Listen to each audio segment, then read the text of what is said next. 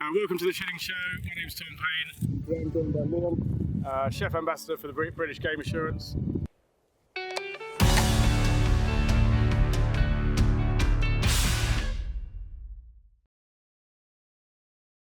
Our initial aim was to decoy pigeons today, but with it being over 30 degrees and the risk of not being able to get them off the field in good condition and off to the chiller, we decided just to fly to a couple of brace, and then Leon's going to show show a recipe and one of the nice ways of cooking what you've killed. Yeah, I want to show today a very quick lunch, brunch, kind of breakfasty type dish. We use some great pigeon, which was shot by Tom today, and yeah, we're going to show you how to incorporate that as a meal for breakfast. We use game a lot for dinner, and we eat it a lot with eating out at restaurants. But I want to show you something that you can do at home. So this is pretty simple, and I'm quite excited about doing it as well. So let's get some bird shots on. And hopefully we won't be on this heat too long. Yeah, hopefully that's too long. It's very hard today.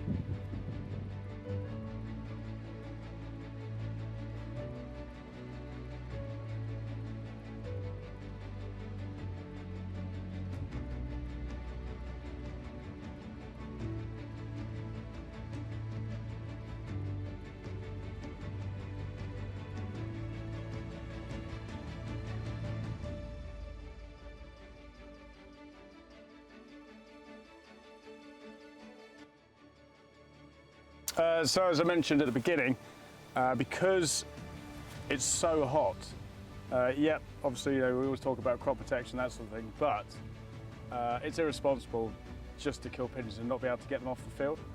I tend not to shoot birds anything over 26-degree heat, and especially if you're killing big numbers. It's easier to get a smaller bag off the field than it is a big bag, and although it's great to kill good numbers, there's no point in killing them if you can't get them to a chiller before they go bad and can't get them into the food chain. So they'll always be there for another day. So don't, just for the sake of it, go out. So for today, hence why we're not decoying, we're just going to kill a few, just so Leon can show you the recipes, or show you the recipe and sort of go from there. But you got to think responsibly as a pigeon shooter. We're not just killing for the sake of killing. They are a food source.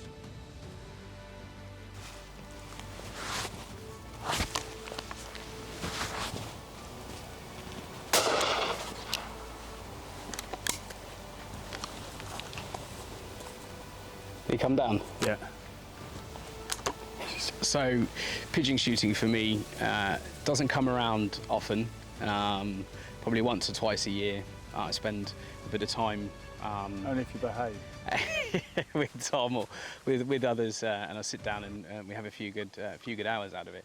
But as Tom said before, it's about the meat being sustainable and then getting more people eating game and pigeon, especially in the UK. It's a great source of protein. It's phenomenal to work with. It's so many limitless things you can do with pigeon. So I'm excited, just so you can show you just one little thing that we can do with it today. How would you rank pigeon sort of on if you take in all of our game? You know, if we're going to put, you know, even though it's an agricultural pest, but we're putting the actual pigeon meat in those brackets, where would you rank it? It's got to be up there. It has got to be up there with some of the best. And also one thing to think about, and food for thought, all these Michelin star chefs have it on their menu. They have pigeon on the menu, wood pigeon, locally shot, sourced. You know, it's all about being local, and that's how important it is to the industry, especially hospitality. Do you think that there's a slight French influence there? Because there's obviously wood pigeon's seen as a delicacy. It is hugely so, and the French do it very, very well. And yeah, we see a lot of imported French pigeon in the UK. A lot of top-end restaurants look for that pigeon. But again, if you go and talk to the top-end restaurants and the exec chefs, the head chefs, and a lot of things that they say is that they want to see more local pigeon. It's hard to get hold of. And you've got to remember, a lot of these restaurants are based in London. What we want to be doing is shooting out here. I think we're about sort of 60, 70 miles outside of London here, and getting it into London as soon as possible. You know, there are closer places, obviously, but yeah, it's pretty good to have this on your doorstep. Well, I think also, certainly with, and it's something I've never really understood, wood pigeon, it seems to be a popular dish in the winter. And don't get me wrong, it is good in the, it goes on as people see game, but I actually see it more as a summer. It's a light, fresh. Well, tell me, how often, when is your biggest days? And you'll say that will be something just in that summer period because we're off the crops right now. Well, it's educating chefs. They see game as a very winter protein. So going in when the season starts, which is today, 12th, we're on to grouse, and then we're into next month, which is September. So we have mallard or duck and partridge. And then we go into October with pheasant, and then it goes on from there. So chefs see that cycle. What they don't see is someone like yourself who's saying the best months. Well, I mean, I see it. It's like any livestock. You are what you eat. Yeah. So, if when birds are hammering farmers' crops, they are reaping the bounty that as crops are sort of reaching that point of harvest. And it's giving them a much better flavour as opposed to when they're on, say, green crop during the winter, and stuffing themselves for the winter rape. Yeah, they still eat okay, but they're not as good as a pigeon that's been on pea shoots, for example, in the spring. So yeah. I think, like you say, it's not just educating chefs, but educating people that it's an all year round. It is. It's all year round, and we can do so much more than just have it on the menu at winter. And I think that what we need to do, and I think you and I, Tom, certainly, is work together at showing people more videos like this, doing things like this, and educating more people. We need to eat more pigeon. Because there is an element of this, and you hear people talk about it all the time with pheasants are classic. People can't see beyond a roast pheasant. Yeah, I've actually did a piece about it recently. I talked to someone this morning, funnily enough. Gone are the days of roast pheasant. And the reason why I say that from a chef point of view is the legs they're running around all year round. Sorry for when they go through, and the legs are quite tough. And chickens nowadays are so manufactured. They're injected with 7% of water and salt solution that help plump them and retain a bit of moisture. They sit on our shelves. They go very, very cheap in supermarkets, and unfortunately we're used to that as a nation. And what we need to do is get people looking at pheasant differently. So again, it's about working with pheasant and creating new products.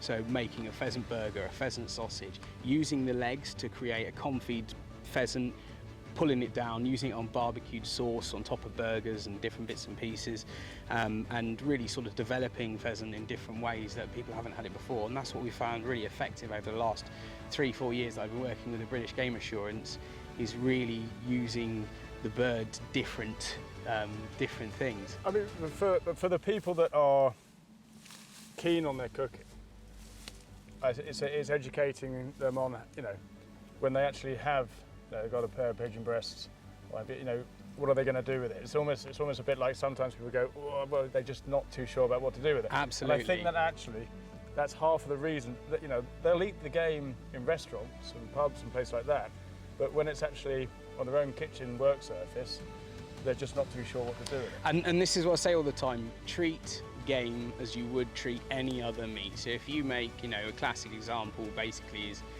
my take on a brunchy breakfast type thing. We have bacon, sausage, tomato, mushroom, fried egg, quite simply the English breakfast. Let's have a look at mixing it up, and that's why I'm going to do, the sourdough. Instead of using a sausage, I'm using pigeon. All we're going to do is chunk it up and pan fry it very lightly and gently. We're going to do a bit of bacon in there as well for the smokiness, and it entices people in to try different things when you're putting it with something they already know. Yeah, you're just replacing. You're just replacing it. Like replacing chicken with pheasant. Exactly that. I've spoken to so many people who say, I don't know what to do with it, and I say, well, you make chicken pie at home, don't you? Oh yeah, I do. Yeah, I do it with sweet corn, and they come up with these amazing recipes, and I go, fantastic. Well, why don't you use pheasant instead? Oh, I never really thought about that. Why not? It really is as simple. Taking pheasants. I went to one of the sort of pubs or restaurants I supplied pigeons to, they used to do, on their Sunday roast, they would have pigeon, but it was pigeon breasts, and they'd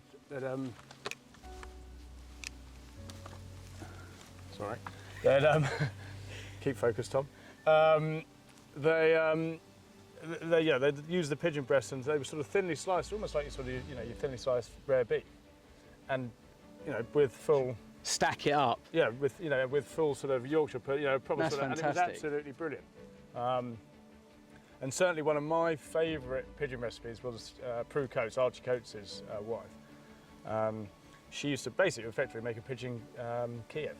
Oh yeah, fantastic. I'm not, so easy, so straightforward, and it's. You can pan really, a really good. pigeon breast and it's, breadcrumb it quite easily and just drop it into a shallow fry and straight, with a portion of chips. It's that easy to do.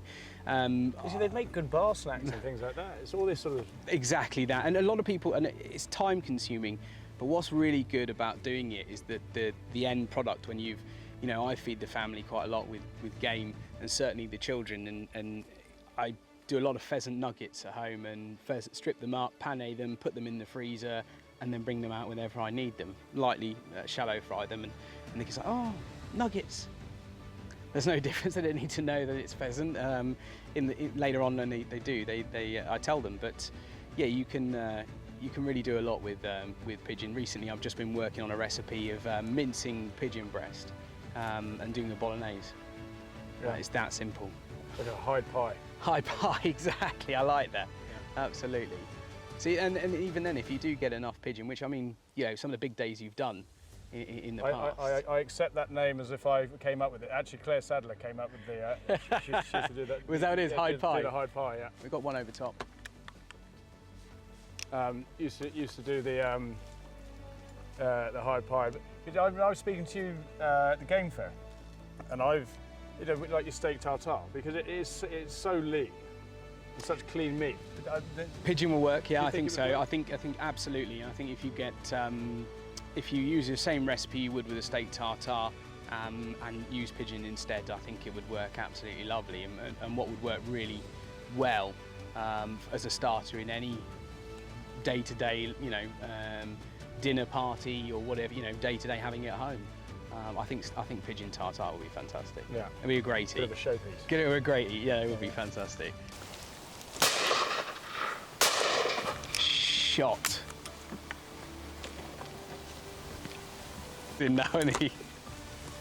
2 for 2. Well shot, Tom. That was a second one. That's a squab as well. Was it? Yes. That for when it comes to eating, the squab should literally be, as any top chef, those squabs should be at the top of the list. So like anything, any young animal, it's so tender. Fantastic.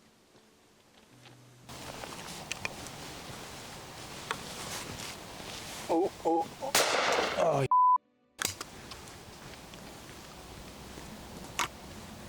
Tom, you just missed that one, and I would say it was because of your stance. You saw it very late, it came across. Could you have adjusted yourself then to hit it on the different way around, or was it? It was a bit of a shot to nothing, really. I'd committed to where I was. Yeah. If I'd killed that, it would have been more by luck than judgment. With a tight window here and the way the wind is, I actually thought he was going to cut up my right-hand side, but he cut and that's how unpredictable it is. I've set myself here thinking he's going to come here, and he's just caught me out up this left-hand side. Should I have had a shot at it? In for a penny, in for a pound. Okay, so dressing and prepping your birds. Obviously, Leon's just about to start cooking. When I dress birds for, whether it's pubs, restaurants, or chefs, whoever I'm actually sort of selling them to, I like to crown them out, and there's a fairly quick way of doing it. If you take one wing, you twist, turn, and put it off like so. Other wing, turn, and just under the breastbone here, force the finger, turn inside out, and then just skin that back, like so. And then with the main body, pull a few feathers, like so. very quick, easy way to crown a bird, and they actually freeze really well. That's fantastic. They store well. Look at that. I mean, that's just When you get the hang of it, you should be able to do. If I'm on good form, my hands aren't too sore. I'll do about 100 an hour. That's fantastic. What a great way to get the breast out there. Yeah. So it's a really good way of storing. Freeze really well on the bone. And they look, actually, when you're actually presenting them to chefs, if they're laid out nice in a box and you've got them like that. We do love that. Well, you're not trying to hide anything, you're showing that it's, the product's good, it's nice and clean, hasn't been shot to bits. It's respect, and it's showing you guys actually what you want to see from the chef. It's brilliant. Okay, so really quick, we're in the field. Tom's done good today actually. He's got us a couple of pigeon. So Tom, actually, Quick sticks. Quick, tell us quickly. I've got two in one hand, one in the other. Why is that? You said something earlier when you shot one. So this time of year, everybody knows that pigeons can breed throughout the year, especially at the moment. These are two older birds. This is the squab that was shot. This really should go to the chef's sort of, top of the list when it comes to any sort of any young animal, young meat. It should be the most tender, should be the best eating. Fantastic. All I'm doing is quickly taking these this squab off the bone. Very simple. Don't need to teach you how to do this, but we've just taken those breasts off. I'll clean them up. We're going to make this quite quick, simple. Pan's on the stove. It's heating up, medium heat. There we have one done. We'll do another one very quickly. It should be interesting to see if you'd be able to sort of see the difference maybe between squab and old. I think you probably can. I mean, us chefs and some of the restaurants I've worked in, we only ever use squab pigeon. Some chefs prefer it, some don't. I like using pigeon full stop, whether it be squab or one of the olders. It all tastes the same to a point. I mean, obviously these have been shot basically within the last sort of 10 minutes. Yeah. Ideally you'd want them rested for a day in the chiller. Rested for a day, chiller, and then down to us in really nice, like you say, look well after, looking smart. We're just going to slice these up into chunks here. Will it have, obviously with it not being rested, will it affect? It might be a little bit tough, outcome? And to be honest with you, it's a little bit tough now cutting through it. But that's because it hasn't had the time to relax. We're going to go straight in the pan with it.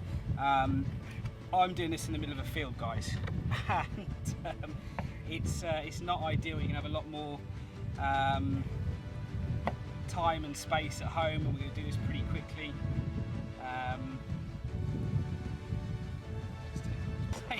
Thanks, sous chef. Thanks, Tom. Don't you start swearing at me now. So just sweating off some shallot, grating 1 clove of garlic, if I can get that in there as well, without grating my fingers off. There we go. I'm just cooking this in a little bit naughty, very chefy of me. I'm actually using a bit of duck fat. So I do a lot of confying at home and tend to save a small jar of duck fat. It's ideal. Just makes it a bit more luxurious, don't you think, Tom? Yeah, completely agree. We're going to sweat that off. We're going to sweat that off, and like I talked about, lunch, brunch, a little bit of smoked bacon. I'm just going to use these sort of end bits here as well.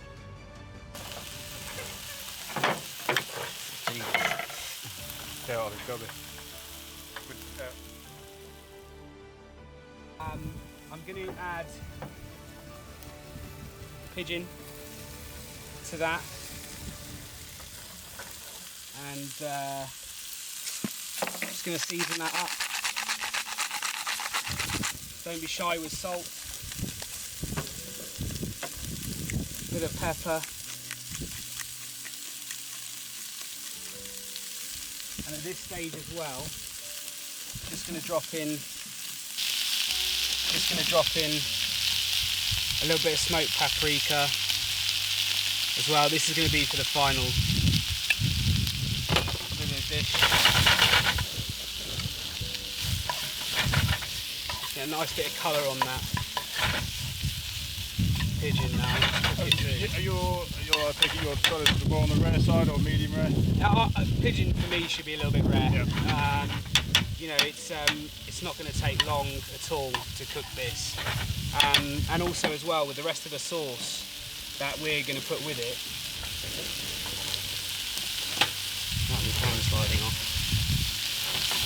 Do you want me to hold that, Chef? If you want to just hold it for a second, that'd be great. Really? I'm just going to add a little bit of white wine at this point.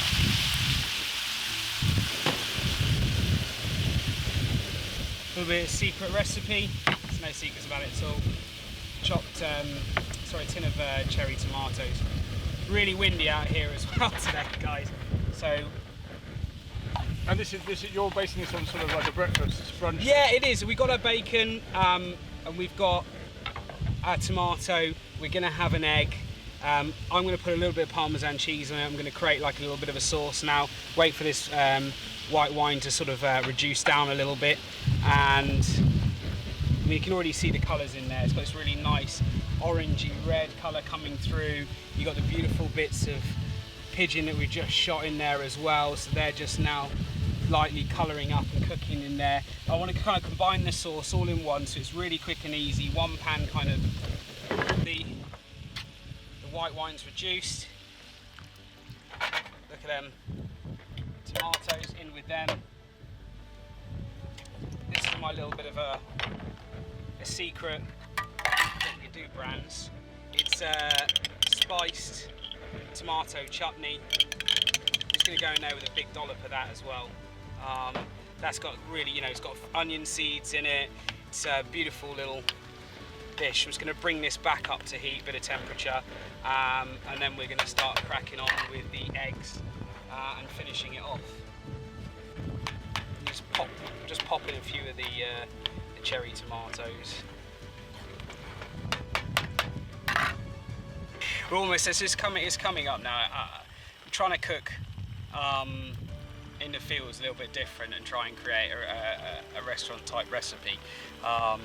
It's definitely hard work. We're almost there. It's now coming back up. We've got loads of really great flavours in it. The smoked bacon, the smoked paprika is going to bring a really nice kind of depth to the pigeon, and then the tomatoes are just going to really enrich the dish itself. That's nearly there.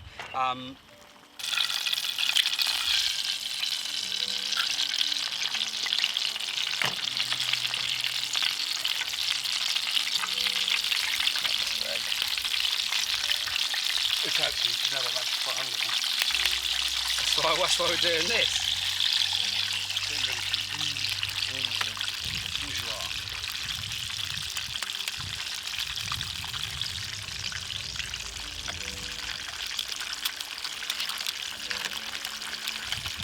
So normally, obviously, in a kitchen, we can drop this in the oven and let it cook out just for a couple of minutes in there, almost like a shakshuka for brunch. What we're just going to do is, I've just had to go in the middle of a field, just had to pan fry a couple of eggs. We're just going to drop them in on top, literally like that. Put that down safely. I'm just going to heat this back up. This is where you can get creative. I'm going to shave some Parmesan over the top. I've got some sourdough toast here, and it's just a case of getting involved. And we can have a bit like of a dipping, sharing kind of straight on the bowl. You can put this on toast.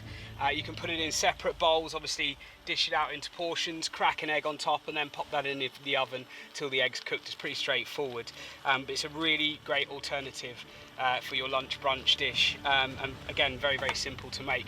I made it in the middle of a field after Tom shot a few birds, so it's pretty straightforward. I'm going to jazz this up with a bit of candied jalapeno on top of it as well to give it a bit more spice, and yeah, hopefully you guys will love it. So we'll see in a minute when it's It looks great. when it comes to fruition. It should be really good eating.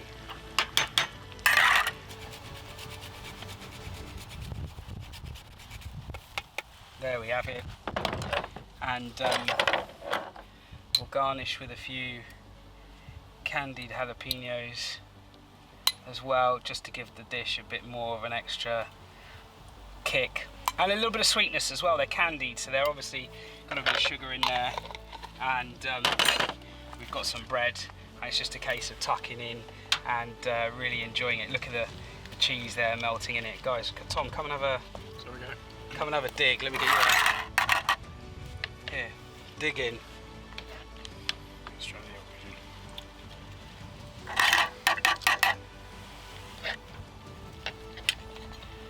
I like the one with a bit of jalapeno on top of that.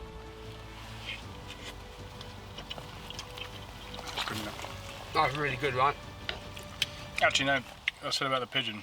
It's not actually, for being so fresh. It's actually surprisingly Yeah, it is. It's actually. So what we were saying about having a young bird, an older bird, and being so fresh, and we've just shot them. We might have a little bit of toughness, but these aren't at all. No. They're really, really soft.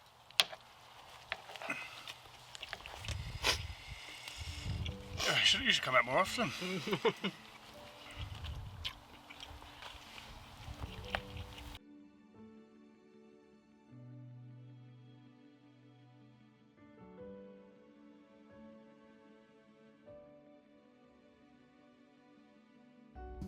Tom, you just tried it. It was really rustic, blowy, on a hill, middle of a field. Yeah, we had a few blunt knife. Yeah, but I mean, if you can do that in the field, such a straightforward, easy recipe to do. If you What did you think? So, what did you think of it? Oh, it's superb. I mean, I was saying to Leon that even though the pigeon has been, before cooking, 10-15 minutes old, it had sort of a tendery beef sort of flavour to it. Yeah, really good. Yeah, it's good, right? I mean, we've smashed it. You wouldn't want to pan in. You can come again. I can come. Thanks, mate. Thanks. I mean, we've certainly. I've had a fantastic day. I appreciate that, Tom. Thanks for inviting us out, and it was nice to show you all a recipe. What I might do is try and get that recipe online pretty quickly, so you can all try it, and maybe even do another video of it, just a bit more in the house rather than in the situation we're in. But yeah, I really enjoyed myself today, and some great shots. I mean, it was a really hard day. It was very hot. Yeah, it's hot. I mean, we've achieved. Obviously, we decided not to decoy, just from an ethical point of view. And we've eaten what we've shot today. Yeah, and a couple of breaks, and it's amazing from killing to standing as we are now, finishing off now. Yeah, it's fantastic. Which is, it's the way it should be, really. Thanks, mate. I appreciate it.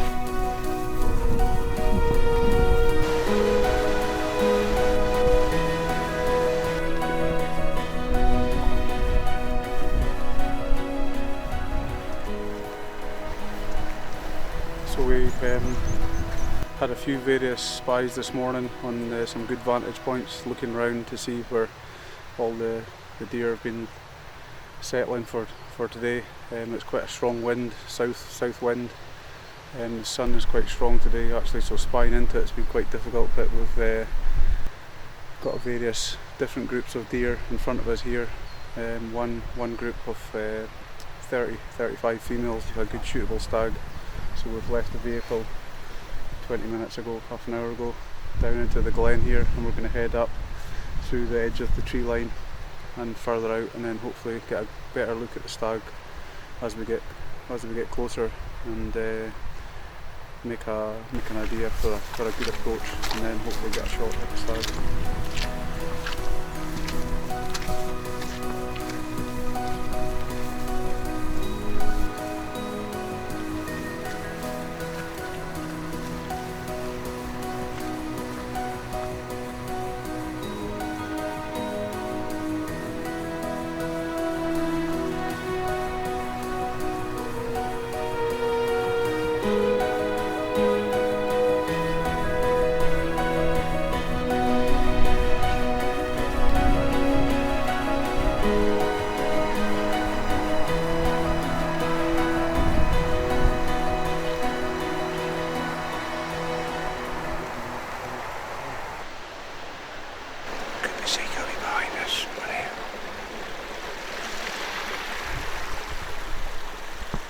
I've obviously moved a bit earlier.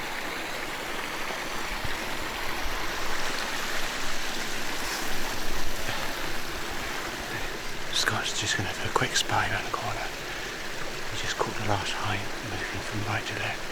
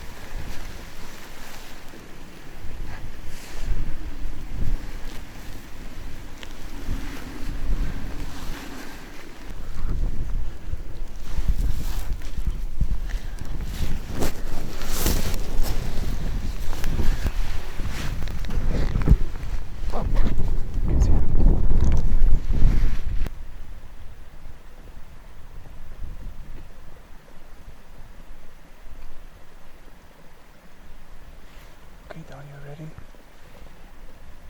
Take the shot. Okay. Well done. He's down. Behind the tree now. Yeah, he will fall over him. Good. It's a good stalk up the barn as well. Yeah. It's a good stag as well. Nice. How beautiful they are. So we just got the stag we were after. There was a beautiful stalk up a nice little burn up here, up through the gully, and got onto him, waiting for him to turn perfectly broadside, and took the shot. As he was going down, Grouper seeker that we managed to get past on the hill earlier ran up the hill, so we quickly turned around to see whether Scott could take out one of the spikers, but they went over the horizon before we had a chance. Good job.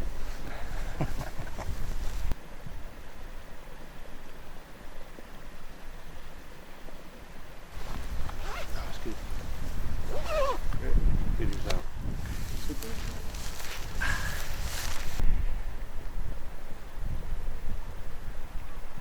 The truck at the Bailey Bridge, or just take the buggy? I just truck after it and then you can hold up the off my way back, you know. On my way, hold on.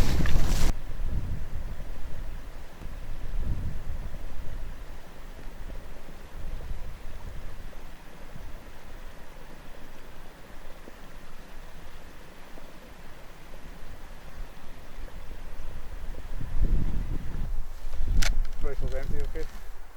Perfect.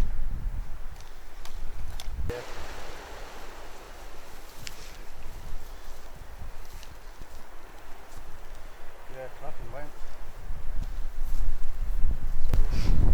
11. Probably 11 years old, it's pretty Yeah. grey in the face. Yeah. You know, Did the teeth wear hard here, or? not too bad, like, because the grazing's good, you know what I mean? His tusks are still good. Yeah. Yeah, I mean, but aye. It depends, like, you know, because if you get stags coming in from other areas where they're, you know, getting winter feed and that with, Yeah. you know, neeps or tatties or different sort of stuff, like, Yeah. can wear them down, you know, but Yeah. They get a lot of grit in it. Nice. rubbing on the trees, Lovely. yeah, Nice bit of age. really good strong stag. Arson first.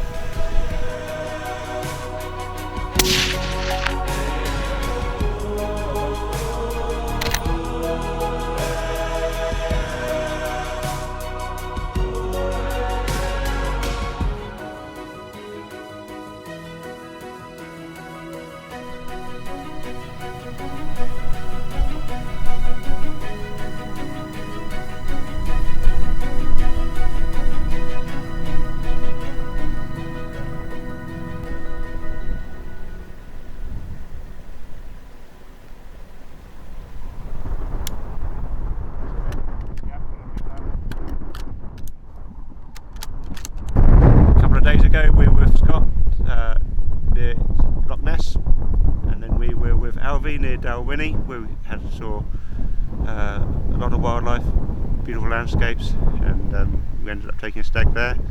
And today we're in Sutherland, and we're just going to take a test shot before we go out for the day.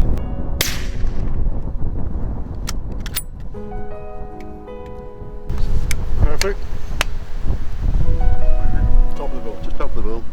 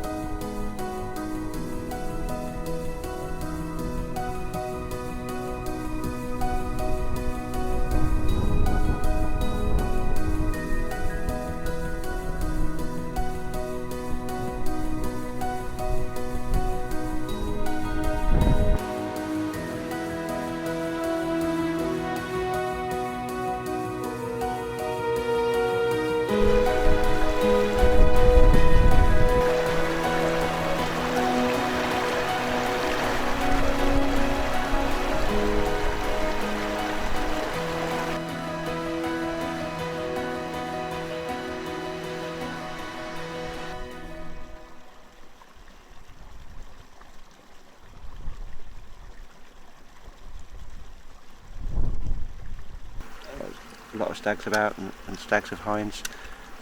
One were after us stood nicely broadside, so we took the shot, and then he went a few yards before he went down. So we're just going to give him a couple more minutes and we're going to take a look at it.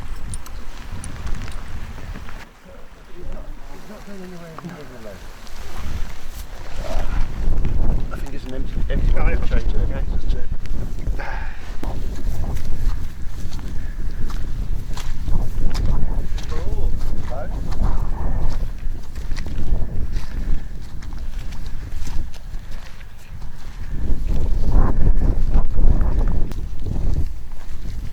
How old is it estimated? 10, 11 maybe.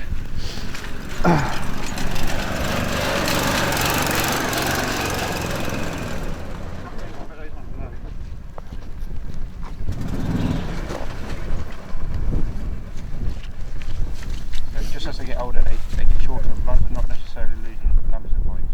A bit both, yeah. A bit both.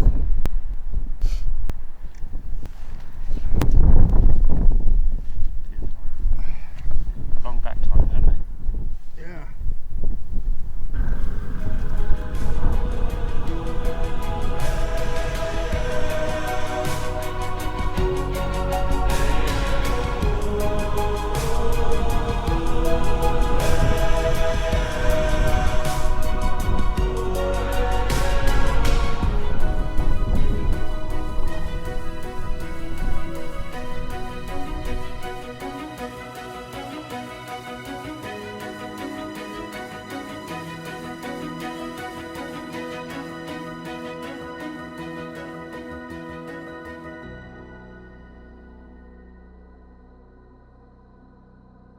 If you aren't a member of BASC, it's time to join now. BASC, looking after your sport, looking after you.